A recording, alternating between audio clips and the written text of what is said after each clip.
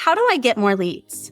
How do I stand out in my market? Is it unprofessional to talk about my kids on Instagram? Should I have one account or two? Do I really need a personal brand as a real estate agent? We are the Modern Agent Marketing Girls. We are two agents turned marketing experts who believe you can become the go-to real estate girl in your market, all because you are you. I'm Chelsea Peterson, founder and CEO of Modern Agent Social Club. And I'm Kayla Fox, Modern Agent's content creator. Let us be your guide as we talk about what it means to market your real estate business the modern way. So refill your favorite beverage, open your notes app, and get ready to build a business and a brand you're obsessed with. Let's go. We are live.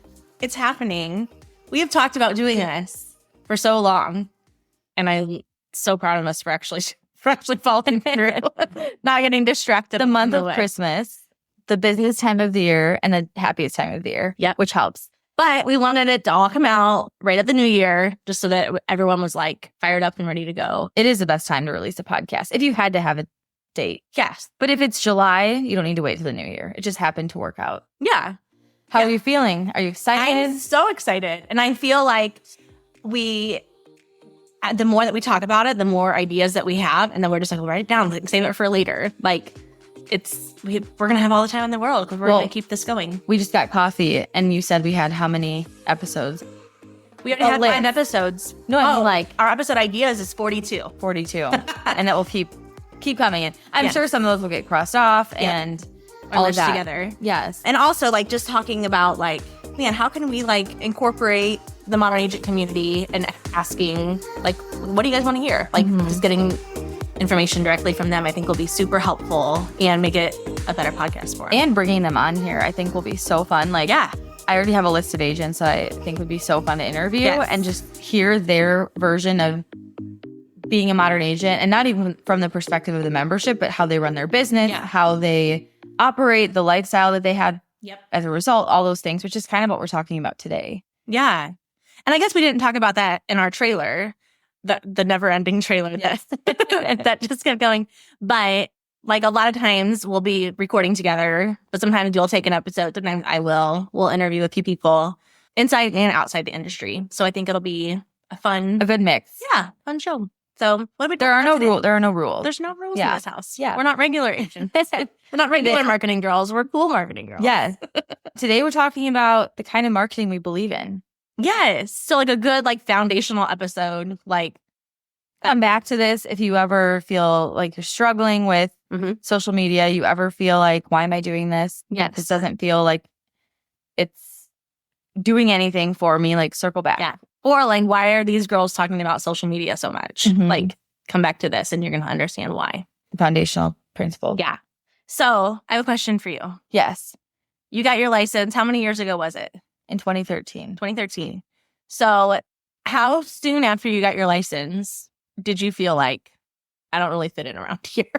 Like, did you ever look around your brokerage and think like, even though they're great people, but did you ever look around and be like, we're going to do things differently? It was my first office meeting. Your first meeting? Yeah. Oh my gosh. So I wore like just like I dressed up in like business casual, like what you'd wear to an office job. Yeah. Like, dress pants. I don't even like that kind of stuff. But that's what I wore. And I looked around and everyone had like blazers, like suits. I'm like, well, I better get some blazers. So like I go to Express, I take out a credit card because I was like, I can't spend a dime. Like I'm going to be making nothing for a while. And I bought like 8 blazers in all different colors, like blue, black, tan. I bought like the skirt that went with it. Like I can't picture you in any of this. I know. Some of it was kind of cute. But like then you had like day one of like my first open house. And I'm wearing these tan or like nude heels, my tan skirt, a yellow and tan striped top. It was a very cute outfit. And then my blazer, which it just didn't feel like me.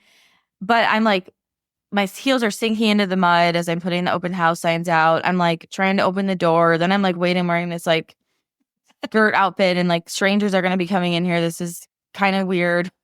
Like, I feel like maybe this isn't like the best outfit to have on as a female in a vacant house alone. Like all the things that all the red flags are going on. So when I felt like I didn't fit in, I was like, well, I'm going to fit in then. Like, I'm going to go get the stuff to fit in. And then like, I don't think those blazers were worn more than like that first weekend of open houses. I had 4 open houses, which who would do that on their very first weekend? And by the 4th one, I had some kind of allergy attack in my eye and I had to put my glasses on. I felt like so out of sorts. Like I was just like, and like 20 people ended up at this open house, which was like amazing. Right. If you know what you're talking about and you feel comfortable and your eyes aren't like bulging out of your And head. you're just like, does anyone have any Benadryl? Yes. And here I'm asleep on the couch when the owners get home. Right.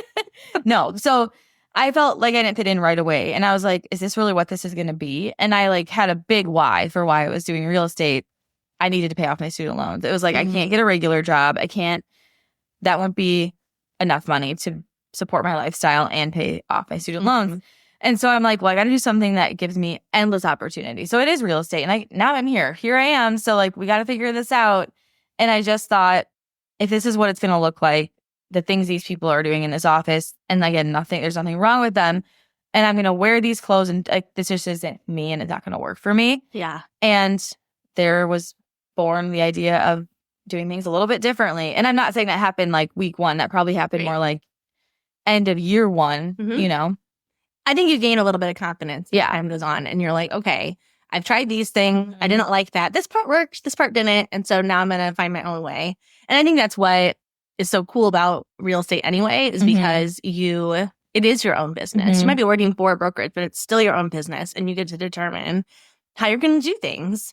I think part of like, you know, you work for a broker and there's this level of, you almost feel like you can't do things the way you want because you do have someone to look to technically at your brokerage, especially if it's an in-person office and all of that. And I'm saying that could be a really good thing because it can help you get through that really hard time. And our sales directors were like so crucial to me knowing what the heck I was doing. Yeah. What I was talking about, how to talk to clients. But like from the aspect of marketing, you feel almost like, oh, well, I better do this in my broker's colors. I better put this logo all over myself and my stuff and my whatever. And you're like almost falling into this like mold of what everyone else there looks like versus the agent that you're going to show up as competently. Because I didn't feel confident that way. I felt like this is not me. But when you're young and you're new, you haven't sold a single house, you feel like all of those aspects kind of decorate yourself to feel more qualified and more like trustworthy for other people. So you're like, well, and there's nothing wrong with standing behind your brokerage and like, it kind of helps you. It does. It totally does. But then it doesn't necessarily give you the confidence. I think time is completely necessary to give yourself. And like trial and error. Like you said, like you tried some things, then you went home that night and were like, well, that didn't work. Like I'm not going to do that again. And I think a lot of agents are almost looking for that like permission slip to say like, it's okay if that doesn't work for you. It doesn't mean you're a bad agent. And it doesn't mean this isn't the career for you. Like it just means like, you might do things in a unique way. Good news is that's going to make you stand out as an agent, which is what, that's the marketing we believe in. Like if you are yourself, like you're going to stand out and you're going to be successful. Okay, so let's talk about some of the things that people maybe were encouraging you to do or the other like things that people in your office were doing, like old school marketing tactics versus like what we would define as like modern marketing. Like what's the difference? Like I did it all. Like I did all the things. I did the floor time where you're answering the phone. I did open houses. I did not do it all. I didn't door knock and I didn't cold call. So I did not do it all. I remember we left a meeting and they were like, okay, now go call like 10 people from your sphere and just say like, hey, I'm Chelsea. I'm a real estate agent now. And I'm just wondering who you know looking to buy or sell. I was like, heck no. I was like, I'm not doing that. First of all, I'm like 23 years old. They're going to be like, what are you talking about? Like, just because I became an agent doesn't mean you should hire me. Yes. And I've had that. Maybe it's how I was raised. I had that thought from the very beginning. Like, no one owes me anything. Yeah. No one should feel obligated to hire me because they know me and I decided to get my license. I'm not qualified at all right this very second. Yep. Like, I'm still learning. So I kind of went the route of, let me get out my practice on people I don't really know because they don't know the difference. I can fake it till you make it confidence.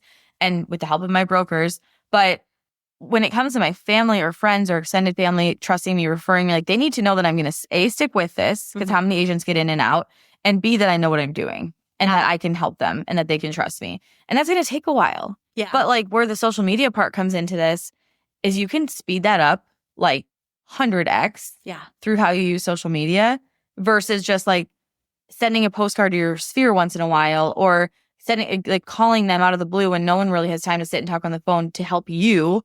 everyone wants like, what's in it for me? Not like, and so if you're calling with that frame of mind, or you're emailing with that frame of mind, or you're sending a postcard with like, here's how you can help me. Here's how you can help me. No one cares. Yep. If you flip it around, it's like, how can I help you? Like one of the first things I started doing family wise was like equity analysis reports. Like we did these in our office, and it was like, I can tell you how much equity you have and do a market analysis. And it's like, and everyone that's helpful. loves to hear about themselves. So like, that's a perfect way to start. Right. That's helpful. That's beneficial. That's how you start building trust. But again, you take social media and pair with it, and you can just expedite those results so much faster, because when someone sees you constantly showing up in your business on social media in this like behind the scenes valuable way, to them, it's going to look like you've been doing this for like a year when it's really only been like 2 months. 100%. And that's what's so cool about that. Yep. And I think it's interesting how our stories are so different with like how we started with real estate. Because when I started, I was already home with 4 kids. I already had an online business on the side, and I was just looking for a way to make like extra money. And I didn't have the time to go into an office to answer phones. I didn't have the bandwidth to host other people's open houses or anything like that, because I was literally home with kids, taking them to preschool, taking them to elementary school, all of these things. And I'm pretty sure Luke was like 1 or 2, maybe he was 2. So thankfully, within about literally 3 weeks of me getting my real estate license, I stumbled across Modern Agent and joined. And my whole viewpoint was like, I can hardly leave this house. I can hardly go take a shower. But I can sit here on my phone while the kids are watching Bluey or Paw Patrol or whatever, and I can customize this post, and I can send something out, or I can create this marketing campaign or whatever. And I will say that first year of real estate, I honestly can never remember if I sold 7 houses or 8 houses, but it was either that out of those, either 6 or 7 of those were directly from social media. Some of my clients that year were people that I did already know, but they would have never even realized I was an agent if it wasn't for social media. And other people were straight up in my DMs like, hey, I like your style, like do this.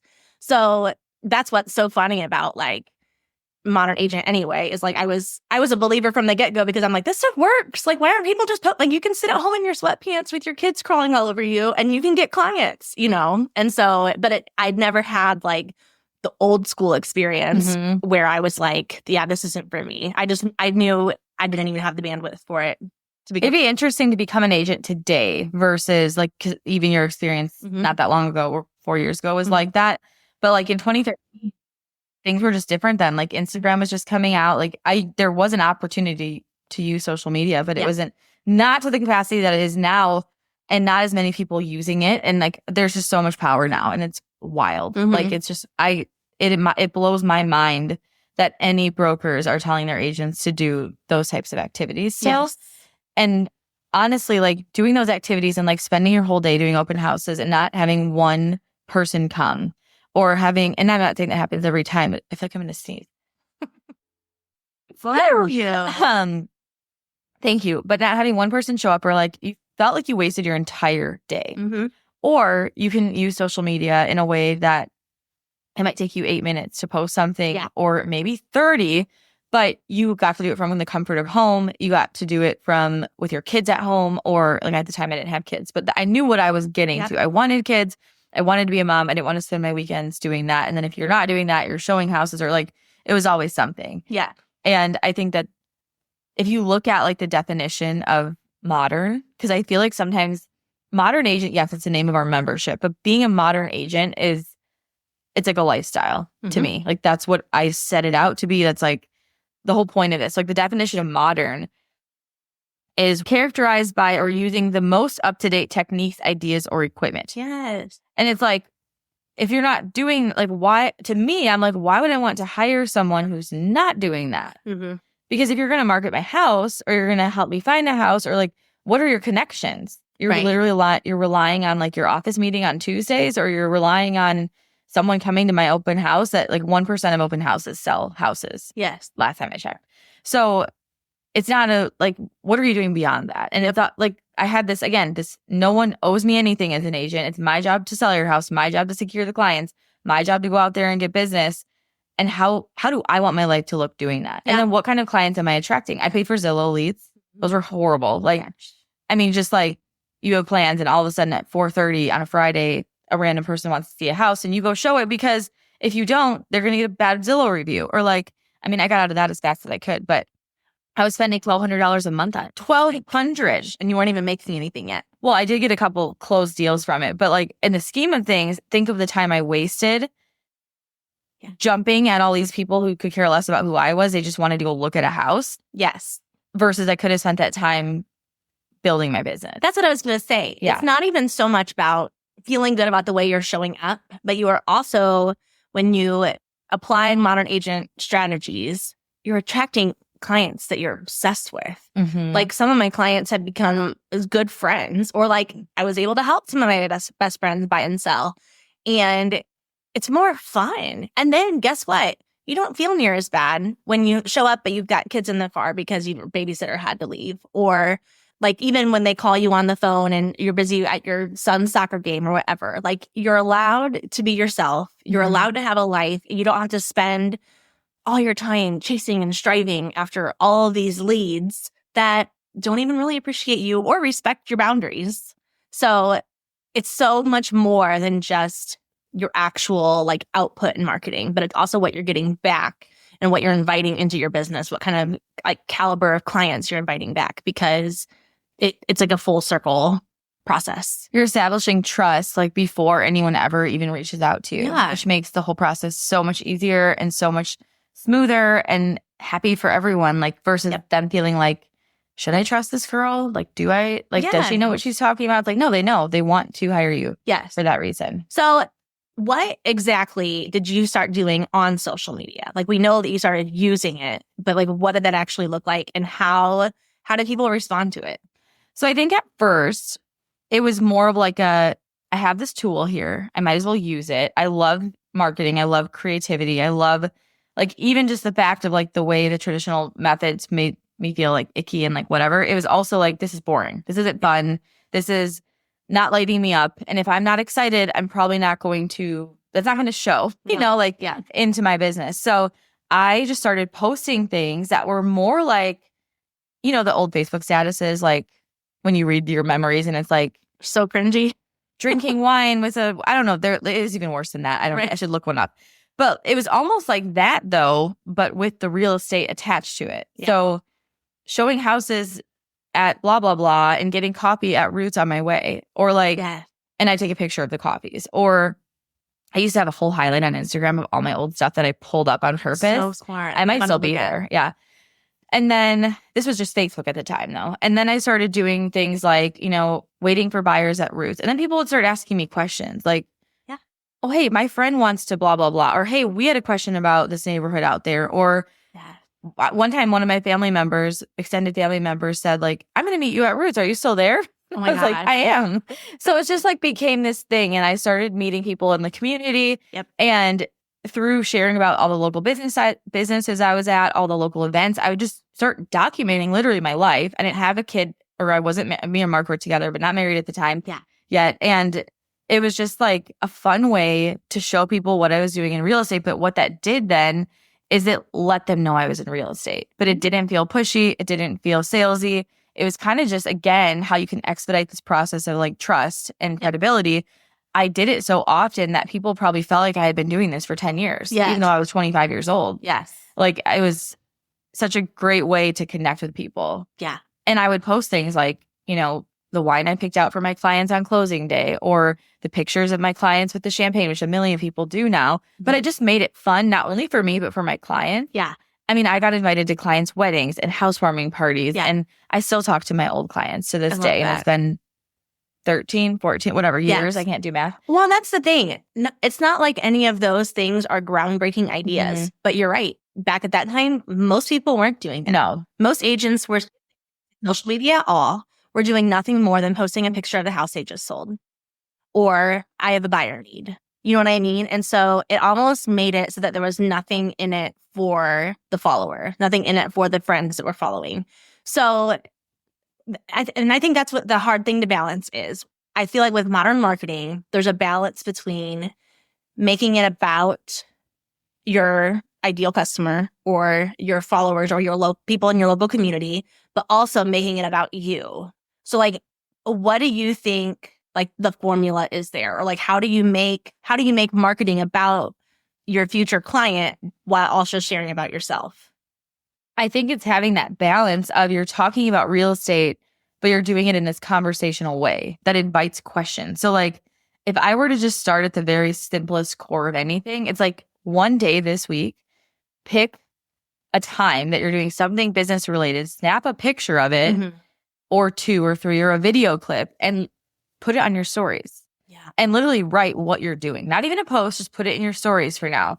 And you could add an engagement sticker of like, do you want to see houses in this neighborhood too? Or do you also go get coffee from Roots? Or what's your favorite coffee shop when you go get coffee in blah, blah, blah city or community? Yeah. Or it's just inviting them in to have these conversations. Or like you go out for date night with your husband. You put where you went. You tag that local business. You then have a sticker where it's like a question sticker. Where's your favorite place for date night in this city? Yeah. It's like a constant conversation, constant communication with your followers without ever saying like, call me if you're looking to buy yourself. Like the traditional thing, all I can picture in my brain, and it still happens all the time, is like you go to someone's account, their profile picture is a headshot, their entire feed is just listed, just sold, open house, just listed, just sold, call me if you're looking to buy or sell. And you're like, why would I look at this? Why would I consume this? You have to almost think of it like if it was your TV show that you're tuning into, and this is what made it so fun for me. Like, why would they watch it? Like, would you turn on a channel? Would you watch, like, pretend this show is on Netflix?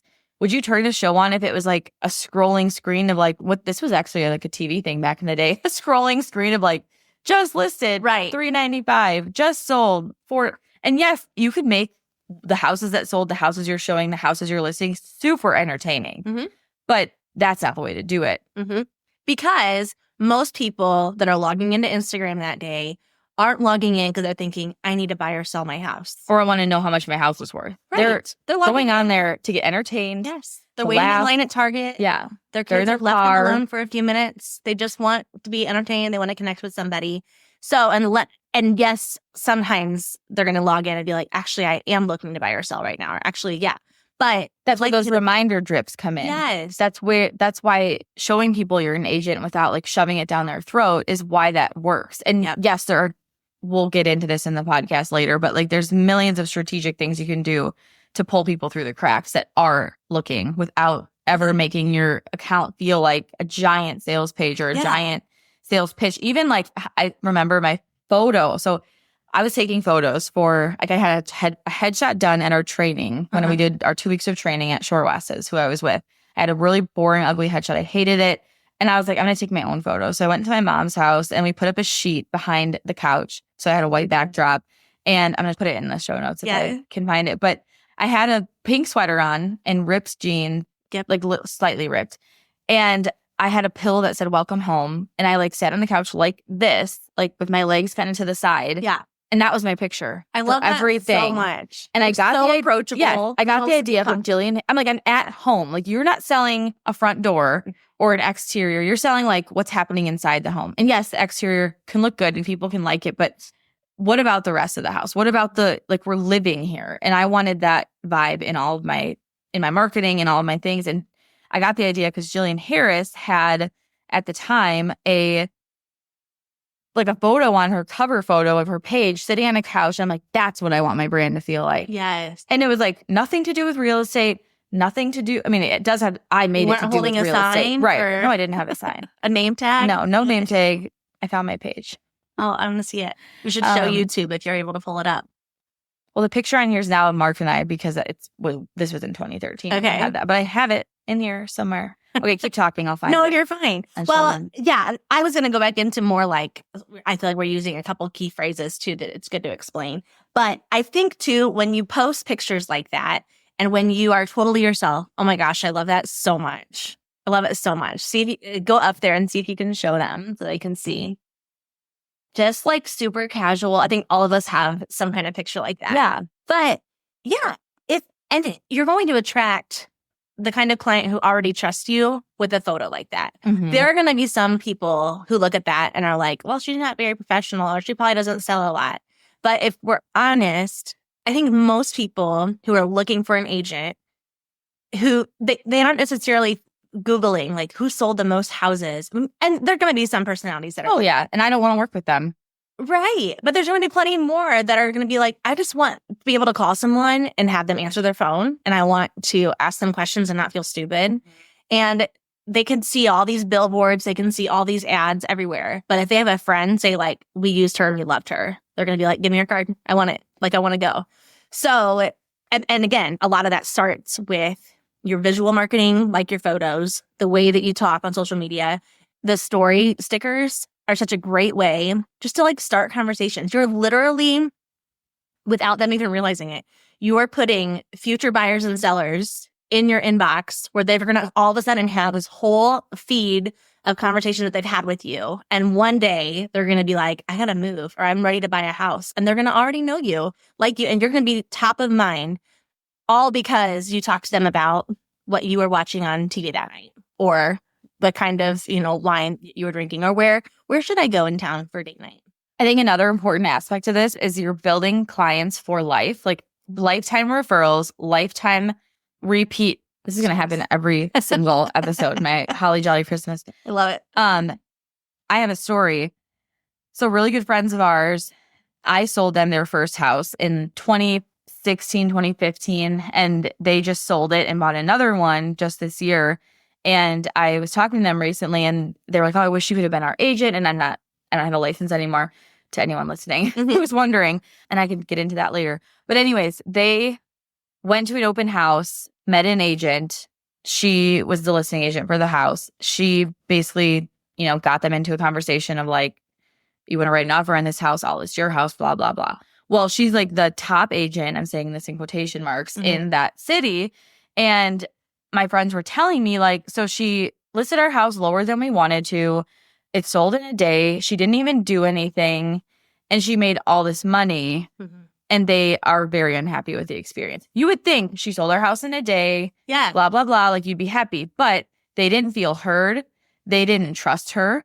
They felt like she's just quickly turning this over so that she can move on to the next person. They will never use her again. They will never give her a referral. And I'm not saying she didn't do a good job. Right. But they did not have their expectations set, and they did not trust her. Which now, yes, she just probably made however much money that was, but she didn't make a client for life, and she didn't get a referral. And the easiest business is repeat business and referral business. It's way easier to have someone hire you again or refer you to someone than it is to turn a cold stranger into someone who wants to work with you and trust you in any industry. So I always think of like short is not the only story like that, right? Like, you think of these stories of someone who like you just kind of went with someone because you didn't know anyone else, and it was like not the greatest experience, and there was no level of trust. And through building your business in ways that aren't with cold leads and aren't with sign calls and aren't with open houses, not that those people couldn't turn into warm people. They totally could. I'm just saying there's so much opportunity in a way that stems from relationships versus the alternative. Yeah. And I don't know why more people aren't leveraging that, because it's such easier business. Yes. And the whole business is easier. Yes, 100%. And it's like the half the battle is just getting them in the door. But if they had decided years before they were ever ready to move that they were already going to use you, you don't even have to do that. Like, then it's just a matter of doing your job really well, which, just like that agent, she probably did do her job pretty well. But because she hadn't established that relationship or that trust on the front end, they're not going to be happy with that experience, even though, it sounds like everything went as well as all she established was that she's the top producing agent. Right. But to them, they didn't care about that. They wanted to feel like you're listening to my concerns and my needs and whatever with the price thing. Like, I don't know. Like, it's just, you think about, there was some level of uncertainty on their side that she didn't help. And some agents operate that way their whole lives, and that's fine. Go ahead and check. They're just a number to you. That to me sounds very difficult and draining, whatever you want to call it. But it's like, I just think there's such a better way. And there is but there is. If you want your business to be like that. Not everyone does. Exactly. So, okay. Back to like the actual foundation of our marketing. I feel like there's a couple key phrases that we're always using. And I kind of felt like episode 1, let's just hash it all out so that way everyone knows what they are, right? So one of them is, we talk about social media. Is there a problem with it? Oh, yeah, that's a good rule of thumb. I didn't even hear it. You say that social media is a cocktail party. What does that mean? the conversations you have on social media, the things you post, you should be thinking like, who is this for? If I met this person in real life or these people were at my house, what would I serve them? Mhm. Would I just serve them, me content, or would I serve them the content that they're going to be like, oh my gosh, that's me. Yeah. Or, oh my gosh, I feel like I know you. Oh my gosh, I agree. And that is showing up in a way where you're having like, you're creating conversations. Or when you're on there, you're not just posting. Like I have agents that will be like, can I just schedule all my posts and then be done for the month? I'm like, sure, but that's not going to work. Right. If you are looking for results, that's not going to work because you need to be having conversations. Like this isn't a one-way street. It's a two-way street. It's social media. Yeah. And I think of it like a cocktail party because it makes it more fun. But like if you're scrolling through your reels, you're scrolling through your followers' stories, what would you say? Like you wouldn't just not talk to anyone at the party. You would walk up and be like, how's your vacation? Like how is, little Hunter or whatever? Right. How your outfit? Yeah. Like where'd you get your boots? And, can you give me this recipe? And this full-blown conversation. You wouldn't be like, walk by and be like, right. Oh my God. or like, or not, or nothing. Like or if you're inviting them to your house, you're not just going to go ignore them and, bring out a microphone and be like, hey, who here is looking to buy or sell? If you're not, then you can leave, That's how people treat social media as this one-way sales pitch. It's not what it was for. And that doesn't work. No. And if you can think of it like, if I was hosting a party on Instagram, I'm the host of my account. What would I serve? Who would I want to come to my party? What would I say to them? That's how your social media should look and feel. Like party over presentation. Yes, party over presentation. Yeah. Same with even I think about a listing appointment. Mm-hmm. People want these big PowerPoint presentations. I've had one before. I would get there and be like, I'm seriously going to open my laptop and like walk through some slides. Like, no, I'm going to sit down with a pen and paper and ask them like, what are your biggest concerns? Yeah. What are you looking for in the person who sells your house? If you even are meeting with a stranger in that capacity, but even if it's my friends, do the same thing. Yeah. What am I looking for? One of the things I think of too is, and this is just like a side tip. I don't care if you're working with your best friend or a complete stranger, you should treat your process exactly the same. Oh, yes. Because I think some people work with a friend and they like cut corners or kind of like push them to the bottom of the to-do list and you almost feel like unimportant. Yeah. And I feel like every time I've worked with, not every time, a lot of times I've worked with friends or, people we know for different things, I like regret it. Mm-hmm. But if they would just almost treat your friends better because they're the ones who already know you, like you, trust you, and are going to send you business. Yes, they're going to tell everybody. Don't let them get to the bottom of your list. One of my good friends, when I didn't keep my license, she was like, oh my God, who's going to be our real estate agent? Yeah. And I was like, don't worry, I have plenty of that. Right. She's like, and then so like if I'm talking about someone or I'm on Instagram, should I use them? Right. I'm like, don't worry, when the time is right, I will tell you who to use. Right. You will not be left in the dark. Yeah. You'll be completely happy. That's funny. Okay, another phrase that we use a lot is like come with me marketing versus look at me marketing. Mm-hmm. So what does that mean? Look at me is all the like, here's what I sold, here's what I did. I am the top producer. I am that. Like, again, no one watches that TV show. Come with me is like, I'm going to show houses in this neighborhood. Look at this kitchen. Or I'm going to this local event. Like, come see what it's like. Mm-hmm. Or here's here's what I'm doing this morning before I go show houses all day. Like, it's this feeling like you're almost like, the behind the scenes of the stars back in the day. And we would like just soak up every second of like, oh my God, Britney Spears is on the cover of this magazine and they're going to show an inside look at her bedroom or like whatever. You're like, oh my God, I want to see it. Yeah. It's like that. But like, no, we're not famous, but you are in a way an influencer in your industry and of where you live because you are an expert at real estate and you should be acting that way. And saying I sold this, I did this, I have here's on my list of trophies. That's not saying like, hey, I want you to be part of this with me and I want you to be, like in behind the scenes. It's like just saying like, here this is and like, I don't care about you. Yes. I'm so glad that you mentioned the influencer word because I feel like that is either a complete turn on or turn off for people. But the truth is like, if you think about what an influencer actually is, it's not just someone who is posting like get ready with me videos or like Amazon haul videos, but it is actually someone who is like using the art of persuasion and impacting their community for, I guess, for better or for worse, but hopefully for better.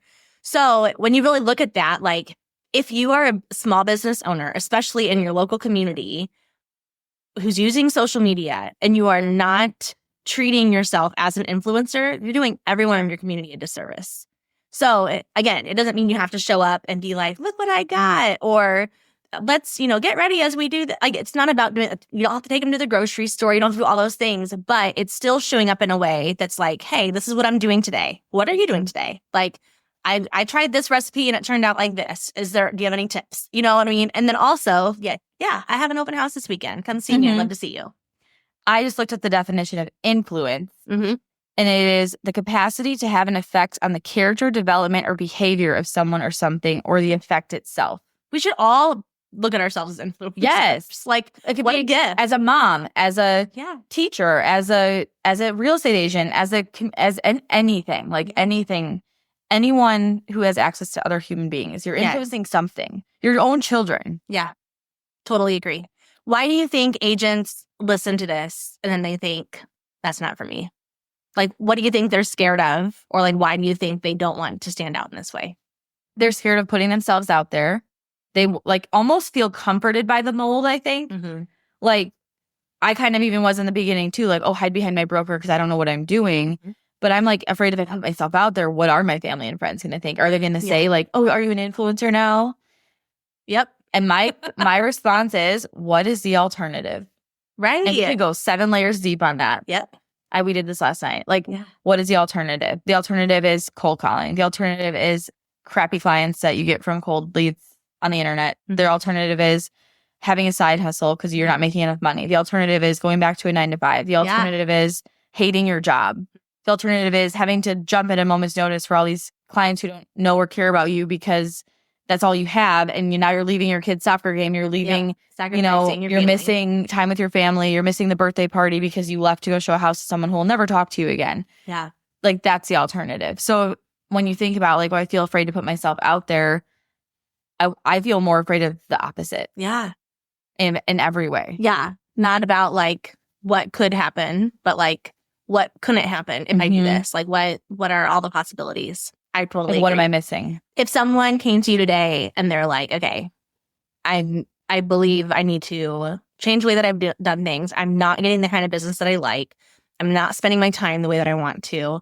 I want to figure out how to do this social media thing in an effective way instead of just posting things that people don't care about. Where would you tell them to begin? I would begin with your Instagram stories. I feel like they're a gateway. Mm-hmm. Because they only last 24 hours. They're a really simple way of bringing people behind the scenes, like we've talked about, to come along with me.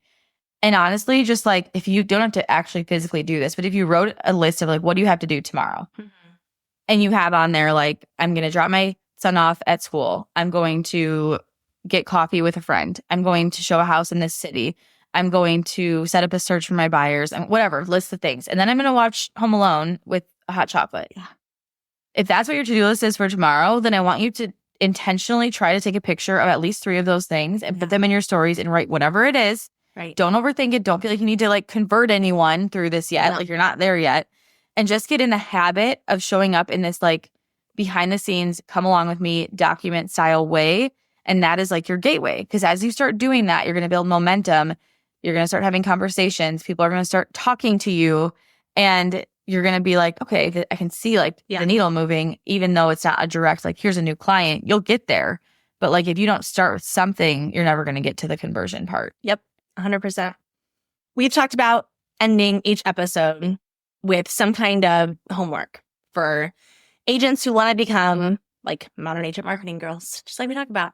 So we kind of talked this week about doing some kind of journal prompt, like a reflection. What kind of things would you have them reflect on as far as like their current marketing, where they want to go? Like, what would be your homework assignment to them?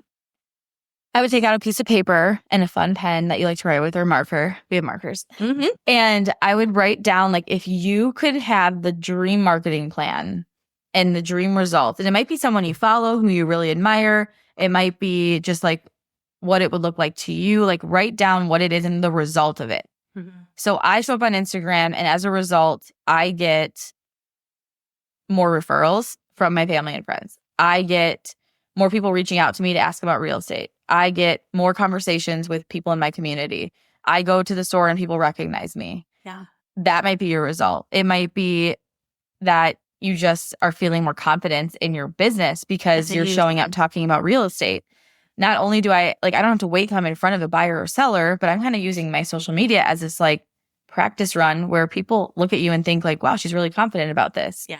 That's automatically going to make you more confident when you're actually in front of the person asking you like, why do I have to sign a buyer agency before I see this house? Yes. All those things. You don't need to talk about that on social media, but by just showing up on social media, you're gaining confidence as this local real estate expert that makes you naturally more confident in real life. Yeah. And that is like, what is priceless? Priceless. That's the word. I was like, what's a commercial where they're like, a Diet Coke, $1 or $8. It was so true. Yeah, it's so true because when you are doing those things, and I'm just thinking of like examples in my head too. Like I remember one time a client texted me on a Friday night. Well, my husband's a football coach and it was fall. So I was at a game. And literally her text started by saying like, I know you're at a football game. Don't answer this until the morning. I just have this one question. Or I had another client who had a question about selling her house. And she was like, and it's totally okay if you have to bring your kids here. Like we've got coloring books. And like, it was just like a breath of fresh air. Like it felt like, okay, there's a lot less pressure to be this buttoned up version of myself. And instead, I can solely focus on giving them the best value, giving them the best information, being the best listener, because I'm not worried about my presentation or I'm not worried about like what I look like or how I've appeared or what they saw on my Instagram last night, because I know that what I'm sharing is helping. Like that's part of the reason why they hired me. Right. So yeah, I think that journal prompt or that journal, the prompt is so powerful. And if people actually, even if they took 5 minutes to just really write down like what has been working, what do I not feel great about, and then what do I envision for the future? Because we heard a quote last night in this training that we were watching where it was like, 1 year from now, you're not going to recognize you. And it's like so much can happen in a year. So much can happen in 3 months if you just start making those small changes today. So I'm excited to like wrap up every episode with some kind of prompt, some kind of example, kind of homework so that people can actually start taking those like micro steps to get where they want to go. The baby steps is all you need. One story at a time, one piece of content at a time, one day at a time. And you'll get so much further faster than you think. I love it. Yeah. Chelsea, I think we just finished our very first episode of the Marketing Girls podcast. I love it. I'm so excited. And yeah, we'll keep coming back every Tuesday and talking more. All right. Well, we don't know our wrap-up sentence yet, but for now, we'll see you next Tuesday. See you next Tuesday.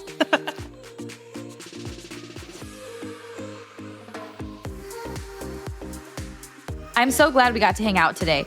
If you're as sad as I am that our time is up, I've got good news. There are a couple of different ways we can keep the conversation going. First, follow us on Instagram at Modern Agent Marketing Girls and introduce yourself in the DMs. Also, we always have a free Modern Agent resource available, so check out today's show notes for the goods. And finally, hang out with other go-to real estate girls like you and finally create a marketing plan that works when you join Modern Agent Social Club. All the details are in today's notes. XOXO, the Marketing Girls.